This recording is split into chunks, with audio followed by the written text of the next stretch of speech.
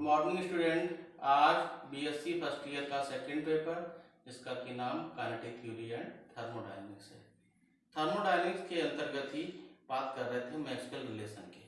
तो आज उसी सीरीज में बहुत इम्पॉर्टेंट रिलेशन मैक्सवेल समीकरण का लेके आए हैं और उसी को जो है स्टार्ट करते हैं। ठीक है, तो स्टार्ट करते हैं। रिलेशन क्या है? Prove that ES upon ET equal to CP upon CB equal to gamma. यहाँ पर जो हमारा ES है ET है, देखिए यहाँ पर E क्या है, ये हमारा क्या है, आयतन प्रत्यास्थता गुणांक है एट कांस्टेंट एंट्रोपी। यहाँ पर क्या है, आइसोथर्मल प्रोसेस है। और ये क्या है, मॉलिक्यूलर स्पेसिफिक हीट है एट कांस्टेंट प्रेशर। और ये क्या है, मॉलिक्यूलर स्पेसिफिक हीट है एट कांस्टेंट वॉल्यूम। और इसका जो रेशियो है वो निकालना है हमको गामा। ठीक है, तो हमको क्या फाइंड आउट करना है, ES upon ET equal to CP upon CB equal to gamma. इसको हमें क्या करना है, प्राप्त करना है। बहुत इंपॉर्टेंट रिलेशन है। इसके अलावा उन्होंने पढ़ा होगा मेयर का समीकरण CP minus CB equal to R। ठीक है, तो इसी संबंधित हमारा है। यहाँ पर हम उपयोग करेंगे मैक्सवेल रिलेशन का, जो कि हमने शुरुआती दौर में 4 मैक्सवेल रिलेशन बताए थे। और हमने ये भी साथ में बताया था जो चारों रिलेशन थे वो हमारा पहला क्या था, इंटरनल एनर्जी से निकाला गया था। दूसरा हमारा जो निकाला गया था वो हेल्महोल्ट्ज़ फ्री एनर्जी से निकाला था। तीसरा एंथैल्पी पे और चौथा गिब्स फ्री एनर्जी पर। तो 4 हमने मैक्सवेल रिलेशन निकाले थे। यहाँ पे करना क्या है, इन चारों मैक्सवेल रिलेशन की सहायता से हम इस रिलेशन को ज्ञात करेंगे। ठीक है, तो स्टार्ट करते हैं। मैक्सवेल जो हमारा रिलेशन है, हम चारों रिलेशन को बारी बारी से पहले यहाँ पर बता रहे हैं। और हमने एक चीज और बताई थी चारों रिलेशन में, जो दूसरा और तीसरा होगा वो पॉजिटिव होगा और पहला और चौथा निगेटिव होगा। इसके अलावा चीज और बताई थी कि जो पहला और चौथा है ये दोनों एक दूसरे के रेसिप्रोकल होंगे, यानी कैसे होंगे, विपरीत क्रम के होंगे। ऐसे ही दूसरा और तीसरा भी क्या होंगे, एक दूसरे के विपरीत क्रम में होंगे। देखिए यहाँ पर पहला रिलेशन क्या है मैक्सवेल के, डेवर T अपॉन डेवर B at constant S equal to minus डेवर P अपॉन डेवर S एट कांस्टेंट B। साथ में निगेटिव लगा हुआ है। देखिए इसी क्रम में जो चौथा है हमारा वो क्या है, देखिए डेवर B अपॉन डेवर T at constant P equal to minus डेवर S अपॉन डेवर P एट कांस्टेंट T। तो यहाँ पर दिख रहा है स्पष्ट रूप से क्या है कि पहला और चौथा कैसा है, एक दूसरे का रेसिप्रोकल है। और साथ में क्या है, निगेटिव लगा हुआ है।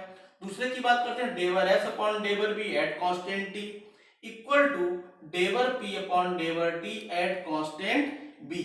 ये हमारा क्या है, मैक्सवेल का दूसरा रिलेशन है। इसी का जस्ट रेसिप्रोकल क्या है, डेवर B अपॉन डेवर S एट कांस्टेंट P डेवर T अपॉन डेवर P एट कांस्टेंट S। ठीक है, दोनों एक दूसरे के रेसिप्रोकल है, दूसरा तीसरा रेसिप्रोकल है।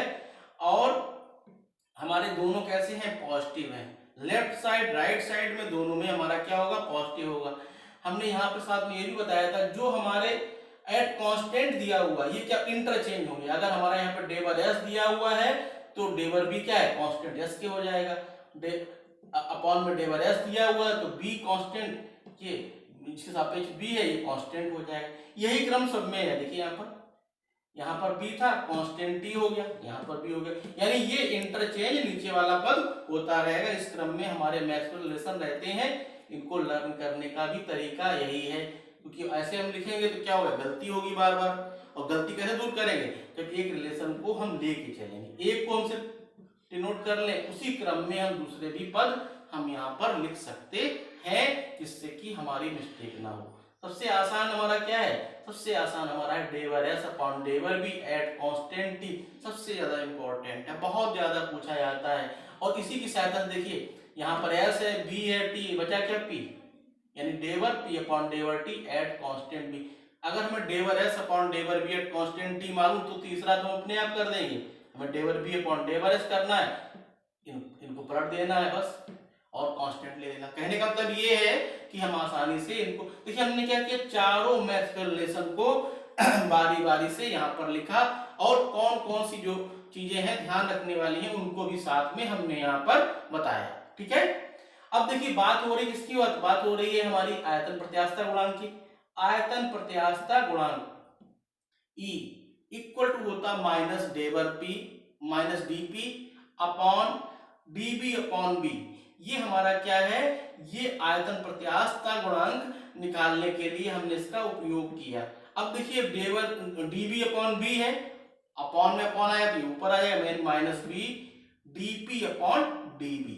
ये हो गया हमारा आयतन प्रत्यास्थता गुणांक। देखिए यहाँ पर कोई चीज कांस्टेंट नहीं है, किसके सापेक्ष हमने क्या नियत लिया, देखिए यहाँ पर क्या है PB है BB है और हमारा क्या बचा यहाँ पर देखिए, क्योंकि हमारे पास दो चीजें हैं एक S और T, दोनों के सापेक्ष हमें क्या करना पड़ेगा, कांस्टेंट लेना पड़ेगा। तो यहाँ पर क्या लिखा, समतापी प्रत्यास्थता यानी आइसोथर्मल इलास्टिसिटी और एडियल इलास्टिसिटी के लिए हमने क्या किया, आइसोथर्मल बताया था कोई भी परिवर्तन किसी प्रकार का हो टेम्परेचर का मान स्थिर रहेगा, प्रेशर वॉल्यूम में चेंज होगा लेकिन टेम्परेचर परिवर्तित नहीं होगा। यानी ET बराबर क्या हो गया माइनस B डेवर P अपॉन डेवर B एट कांस्टेंट T।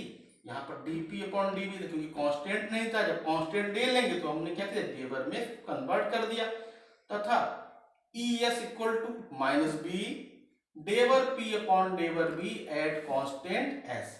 ठीक है, हमने क्या किया यहाँ पर आयतन प्रत्यास्थता गुणांक किसके लिए लिखा, आइसोथर्मल के लिए लिखा और एडियाबैटिक। एडियाबैटिक हमने बताया दोष प्रक्रम होता है, इसमें कोई भी परिवर्तन हो उस परिवर्तन में किसी भी अवस्था में क्या होता है, जो हमारी एंट्रोपी है ये परिवर्तित नहीं होती है अकॉर्डिंग टू सेकेंड लॉ।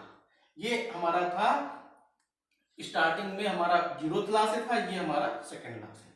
ठीक है, तो हमने क्या किया यहाँ पर ET और ES का मान, हमारे पास रिलेशन निकालना क्या है ES अपॉन ET।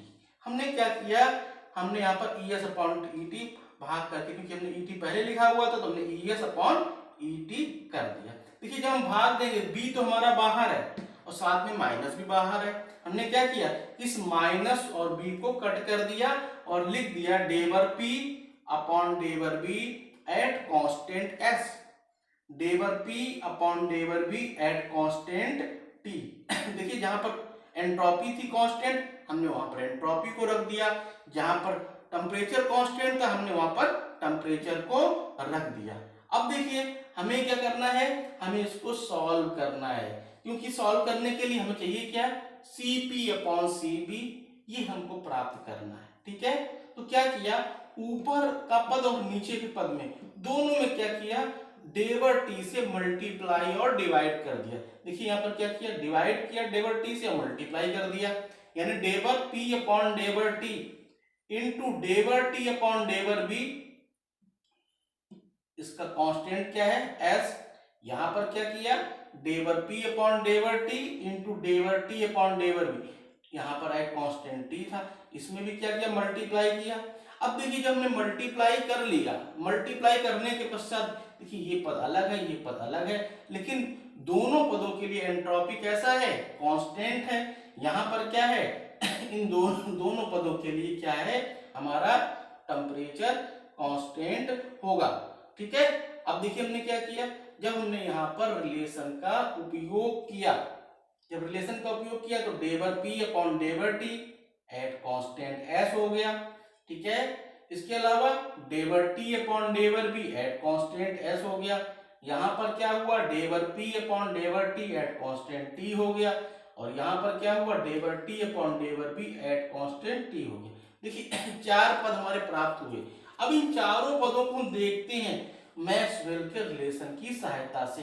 तो जो हमारा पहला पद है डेवर P अपॉन डेवर T, देखिए इस पे आते हैं डेवर P अपॉन डेवर T एट कांस्टेंट S। देखिए डेवर P अपॉन डेवर T एट कांस्टेंट, देखिए इसका विपरीत क्रम है यानी पलटा हुआ क्रम है, यानी इसका रेसिप्रोकल लिखेंगे तब हमारा ये पद प्राप्त हो रहा है और कहीं पर प्राप्त नहीं हो रहा। यानी क्या करेंगे इसमें मैक्सवेल के तृतीय रिलेशन का उपयोग कर देंगे और इसको विपरीत क्रम में हमें क्या करना पड़ेगा यहां पर लिखना होगा, क्योंकि डेवर P अपॉन डेवर T और कहीं पर डेवर P अपॉन डेवर T आ तो रहा है लेकिन कांस्टेंट हमारे पास यहाँ पर क्या है, b है। दूसरा पद की बात करते हैं। दूसरा पद है डेवर टी अपॉन डेवर बी एट कांस्टेंट एस। देखिए ऊपर वाले पद पे आते हैं, डेवर टी अपॉन डेवर बी एट कांस्टेंट एस है, तो यहाँ पर भी देखिए डेवर, लेकिन फिर वही समस्या यहाँ पे आती, कांस्टेंट नहीं है, तो यहाँ पर क्या हुआ, डेवर टी अपॉन डेवर बी एट, यानी मैक्सवेल के प्रथम रिलेशन का उपयोग कर सकते हैं। अब इसी के बाद नीचे वाले पद डेवर पी अपॉन डेवर टी। देखिए जो हमारा मैक्सवेल का चौथा रिलेशन है, हम अगर उससे इसको देखते हैं तो जो डेवर पी अपॉन डेवर टी है, देखिए हमारा, और इसी में क्या है, डेवर पी अपॉन डेवर टी, इसका उपयोग करेंगे तो हम क्या करेंगे, इसको फाइंड आउट कर सकते हैं। इसके अलावा देखिए जो हमारा चौथा पद है डेवर टी अपॉन डेवर बी, डेवर टी और कांस्टेंट क्या है, टी है। अब देखिए इसका जो उपयोग करेंगे तो हमने यहां पर क्या किया, डेवर पी अपॉन डेवर टी, इसमें क्या आ रहा है, डेवर टी अपॉन डेवर बी, डेवर टी अपॉन डेवर बी यहां पर उपयोग करेंगे तो हमारा क्या हो जाएगा, इसका उपयोग कर सकते हैं। यानी कि हम इस जगह चौथे का, इस जगह दूसरे का उपयोग करके हम इस समीकरण को आगे बढ़ा सकते हैं। कहने का तात्पर्य ये है कि हम इन चारों रिलेशन का विपरीत क्रम में उपयोग करेंगे और उपयोग करने के पश्चात जब मान रखेंगे, उसके बाद जब सॉल्व करेंगे तब इसका रिलेशन प्राप्त होगा। आज की वीडियो में इतना ही बताया, अगले वीडियो में हम इसको कंटिन्यू करके कंप्लीट करेंगे। ठीक है, तो आज के लिए इतना ही, धन्यवाद।